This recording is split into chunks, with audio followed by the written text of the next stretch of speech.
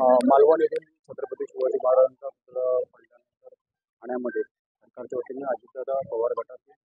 माजी खासदार आणि पारांजपे यांनी देखील तळापाली या ठिकाणी छत्रपती शिवाजी महाराजांचे निषेध आंदोलन केलं, संवाद करणार आहोत. सर, काय सांगाल?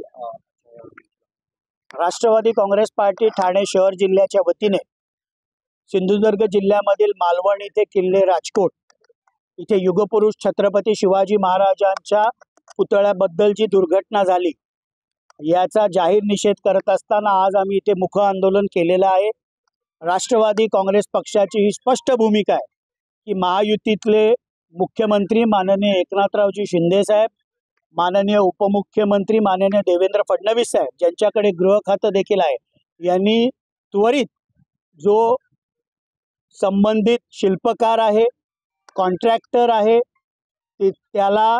असलेला कन्सल्टंट आहे आणि सरकारी अधिकारी ज्यांच्यावर देखरेख करण्याची जबाबदारी होती, यांच्यावर कठोर कारवाई झाली पाहिजे आणि छत्रपती शिवाजी महाराजांचा पुन्हा एकदा पुतळा लवकरात लवकर